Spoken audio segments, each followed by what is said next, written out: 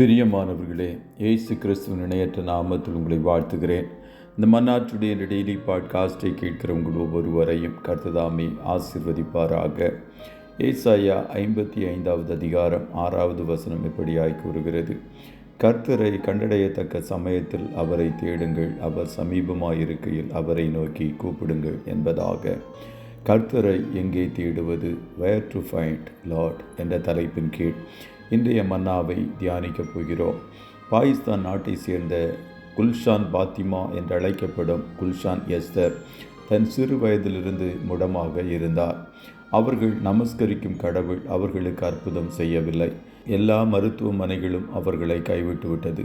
காலப்போக்கில் அவர்களை பராமரித்து வந்த அவர்களுடைய தாயும் தகப்பனும் இந்த உலகத்தை விட்டு கடந்து சென்று விட்டார்கள்.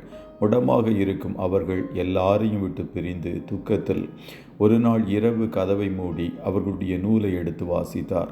அவற்றில் இயேசுவை குறித்தான ஒரு வசனத்தை அவர்கள் வாசித்தார்கள்.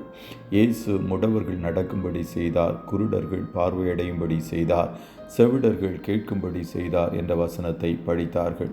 அப்பொழுதுதான் அவர்கள் தங்களுக்குள் ஒரு கேள்வியை கேட்டார்கள்: என்னுடைய புத்தகத்தில் எழுதியிருக்கிற இந்த இயேசு யார் என்பதாக.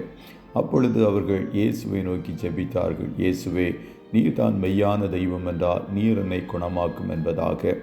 அப்பொழுது இயேசு அவர்கள் முன்பாக பிரசன்னமாகி தன்னுடைய காயப்பட்ட கரத்தை காண்பித்து, நீ தேடின இயேசு நானே, இன்று நான் உன்னை குணமாக்குகிறேன் என்று சொல்லி 18 வருஷமாக முடமாக இருந்த அந்த பெண்மணி எழுந்து நடக்கும்படி அற்புதம் செய்தார். அப்பொழுது இயேசு சொன்னார்: என்னை குறித்து இன்னும் அறிய வேண்டுமென்றால் ஒரு குறிப்பிட்ட தெருவில் ஒருவர் வேதாகமத்தை வைத்திருக்கிறார். அவரிடம் போய் அந்த வேதாகமத்தை வாங்கிப்படி, அவற்றிலிருந்து நீ என்னை அறிந்து கொள்ளலாம் என்பதாக. அன்றிலிருந்து அவர்கள் வேதத்தை அதிகமாக நேசித்து வாசித்து இயேசுவை கண்டு கொண்டார்கள்.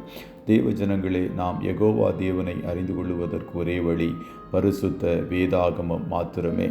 தினமும் வேதாகமத்தை திறந்து வாசிக்கும் போது அவற்றிலிருந்து வாக்குத்தத்தத்தை தெரிந்து கொள்ள நடுப்பக்கத்தை எடுக்கிறவர்களாக இல்லாமல் வேதத்தில் இயேசுவை குறித்து அதிகமாக அறிந்து கொள்ள வேண்டுமென்ற நோக்கத்தில் மாத்திரம் வேதத்தை படியுங்கள்.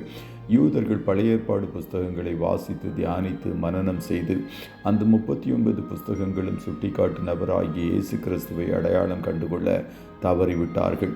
A.W. டோசர் என்ற தேவ மனுஷர் சொன்னார்: தேவனின் வேதத்தை அறிவதை விட வேதத்தின் தேவனை அறிவதே அவசியம் என்பதாக. பரிசுத்தரை அறியும் அறிவே அறிவு என்று நீதிமொழிகள் 9:10 கூறுகிறது. ஆகையால் களங்கமில்லாத ஞானப்பாலின் மேல் அதிகமாய் வாஞ்சியாயிருங்கள். வேதாகமத்தில் ஒவ்வொரு பக்கங்களிலும் இயேசு காணப்படுகிறார். அவரை கண்டடையத்தக்க சமயத்தில் வேத புத்தகத்தில் தேடுங்கள்.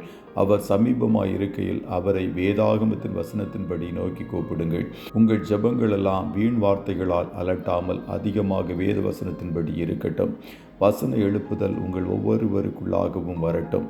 அப்பொழுது அந்த வசனம் உங்களை வாழ வைக்கும். கர்த்தர் உங்கள் ஒவ்வொருவரையும் ஆசீர்வதிப்பாராக. நல்ல தகப்பனே, உம்மை நன்றியோடு துதிக்கிறோம். இந்த மன்னாற்றுடைய டெய்லி பாட்காஸ்டை கேட்கிற உம்முடைய பிள்ளைகள் ஒவ்வொருவரையும் கர்த்தர் ஆசீர்வதிப்பீராக.